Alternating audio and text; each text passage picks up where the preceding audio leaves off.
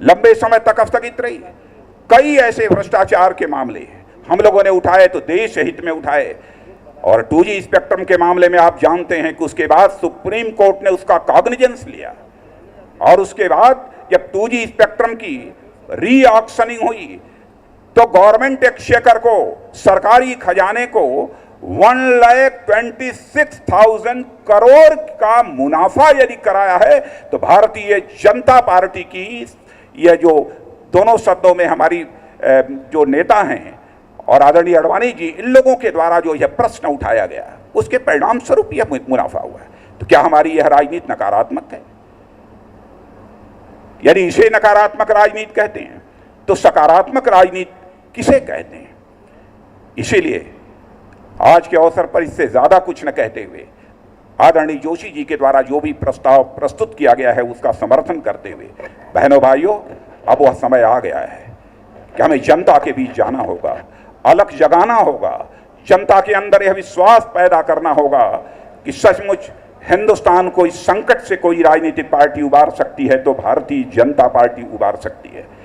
और इस सरकार से मैं कहना चाहता हूं कि प्रधानमंत्री जी, अब तो गद्दी छोड़िए।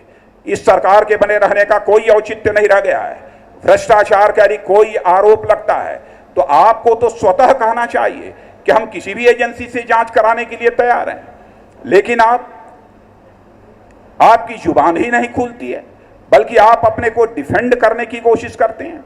भारत, यह देश राम और कृष्ण का देश है।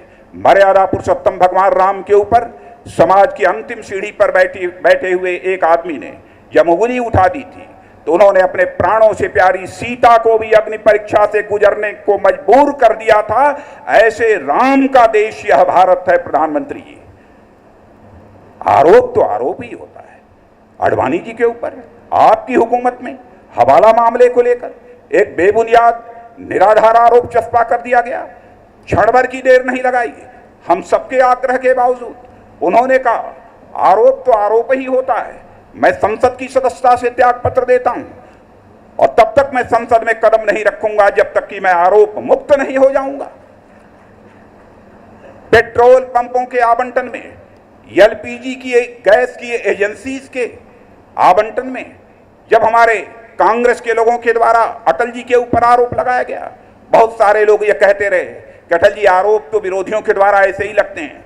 तो अटल जी ने कहा था कि आरोप तो आरोप ही होता है। इसलिए सारे जितने एलोकेशंस थे, जितने आवंटन थे एलपीजी गैस एजेंसीज के और पेट्रोल पंपों के, उसे निरस्त करने का आदेश उस समय अटल जी ने दिया था। भारतीय जनता पार्टी के लोगों का चरित्र ऐसा होता है। बहनों भाइयों, इसीलिए मैं कहना चाहता हूं कि आरोप जितने भी गंभीर लगे हुए हैं उस पूरे मामले की स्पेशल इन्वेस्टिगेटिंग टीम के द्वारा जांच कराई जानी चाहिए, और वह जो जांच होनी चाहिए under the supervision of supreme court होनी चाहिए।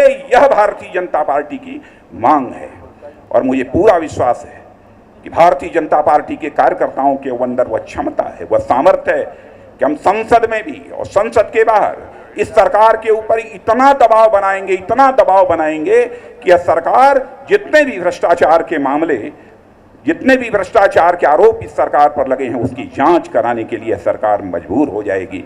इन्हीं शब्दों के साथ मैं इस राजनीतिक प्रस्ताव का समर्थन करते हुए अपनी बात समाप्त करता हूं। का मूल्यांकन करते हुए उन्होंने हमारे पार्टी की दिशा किस प्रकार से रहनी चाहिए इस प्रस्ताव के द्वारा हम सब के सामने रखी है। मैं उनके प्रति आभार व्यक्त करता हूं। और ये चर्चा शुरू होने के पहले और एक छोटा सा प्रस्ताव है। वेंकैया जी को 11:30 बजे आवश्यक कार्य के लिए जाना है और इसलिए हम लोग ये प्रस्ताव मंजूर करने के बाद फिर चर्चा शुरू करेंगे। ये संविधान संशोधन का प्रस्ताव है। मैं आदरणीय राजनाथ जी को प्रार्थना करता हूं कि वो प्रस्ताव आप सबके सामने रखें। मित्रों, हम सभी जानते हैं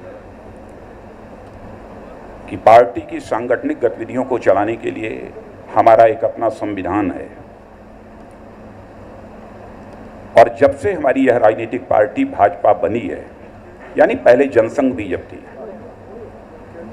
तो उस समय भी हम लोगों का एक संविधान हुआ करता था। और उसी संविधान के अनुसार ही अपनी सारी सांगठनिक गतिविधियों को हम चलाते हैं। और सांगठनिक गतिविधियों को चलाते हुए जो बीच बीच में अनुभव आते हैं कार्यकर्ताओं से चर्चा के दौरान अथवा कुछ अन्य बुद्धिजीवियों के द्वारा जो कुछ सुझाव प्राप्त होते हैं, उस आधार पर हम समय समय पर अपने संविधान में संशोधन भी करते हैं।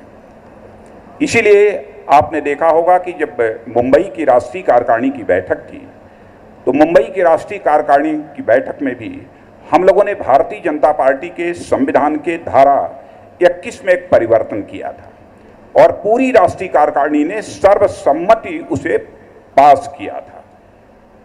एक धारा 21 जो भाजपा का संविधान है, उसमें यह व्यवस्था है कि कोई भी पात्र सक्रिय सदस्य एक पूर्ण सत्र से अधिक बार लगातार अध्यक्ष पद ग्रहण नहीं करेगा। यह पहले था। तो हम लोगों ने राष्ट्रीय कार्यकारिणी में जो संशोधन किया है, तो संशोधित हमारा वो जो प्रस्ताव है जो कार्य समिति में पारित हुआ है, उसे मैं आपके सामने प्रस्तुत करता हूं इस प्रस्ताव के अनुमोदन के लिए कि कोई पात्र सक्रिय सदस्य 3-3 वर्ष के लगातार 2 कार्यकाल तक अध्यक्ष पद पर रह सकेगा। यह प्रस्ताव आपके इस राष्ट्रीय परिषद के समक्ष अनुमोदन के लिए मैं प्रस्तुत करता हूं।